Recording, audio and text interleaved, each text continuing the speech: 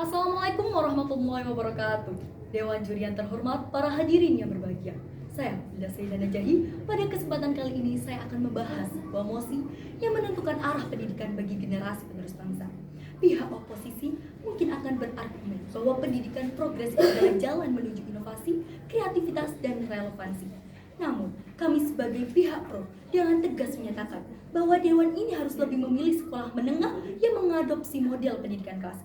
Model ini yang berakar pada kebijaksanaan dan metode yang telah teruji oleh waktu, menawarkan fondasi yang lebih kuat, disiplin intelektual yang esensial, dan pemahaman yang lebih dalam tentang dunia.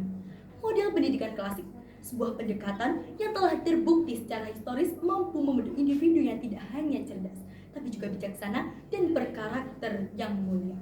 Model pendidikan klasik berfokus pada 3 pilar utama: tahap tata bahasa, logika, dan retorika. Tahap tata bahasa membekali siswa dengan fakta-fakta dasar dan pengetahuan esensial. Ini bukan sekadar hafalan, melainkan proses internalisasi data yang menjadi modal utama untuk berpikir. Tahap logika melatih siswa untuk mengorganisir informasi ini, mengidentifikasi argumen yang benar, dan berpikir kritis.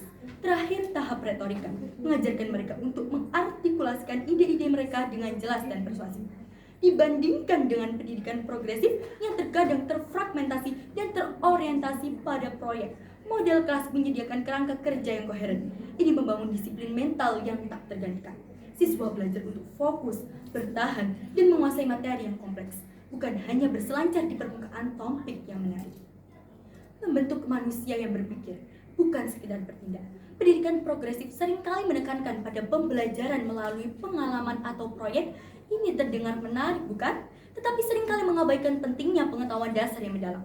Akibatnya, siswa mungkin menjadi ahli dalam melakukan, tetapi tidak memiliki pemahaman yang kuat tentang mengapa. Mereka mungkin bisa membuat sebuah model roket, tetapi tidak tahu akan hukum fisika yang ada di dalamnya. Sebaliknya, pendidikan klasik percaya bahwa untuk bisa berpikir secara orisinal dan kreatif, seseorang harus terlebih dahulu menguasai pengetahuan yang telah ada. Pendidikan klasik mengajarkan siswa bagaimana cara berpikir, bukan apa yang harus dipikirkan. Dr. Hitz, pendukung utama pendidikan berbasis pengetahuan, argumennya bahwa agar seseorang bisa menjadi pembelajar yang efektif dan berpikir kritis, mereka harus memiliki basis pengetahuan yang luas dan terstruktur terlebih dahulu. Ini membentuk mereka menjadi individu yang cerdas, berwawasan luas, dan mampu berkontribusi secara signifikan pada masyarakat. Pada abad ke-21, beberapa pihak mungkin menganggap model klasik sudah usang, tidak relevan dengan dunia modern yang serba cepat. Namun, argumen ini keliru. Justru, di era informasi yang membanjiri kita, kemampuan untuk membedakan fakta dari opini, argumen yang kuat dari argumen yang lemah, dan berpikir jernih menjadi lebih penting dari sebelumnya. Ini adalah keterampilan inti yang diajarkan oleh pendidikan klasik. Di dunia yang didominasi oleh kecerdasan buatan, keterampilan yang tidak bisa direplikasi oleh mesin adalah pemikiran kritis, penalaran etis, dan pemahaman mendalam tentang kondisi manusia. Inilah yang ditawarkan oleh pendidik klasik. Ini menciptakan individu yang tangguh secara intelektual, yang tidak mudah terombang-ambing oleh tren sesaat, dan yang memiliki kemampuan untuk beradaptasi dan memimpin di masa depan.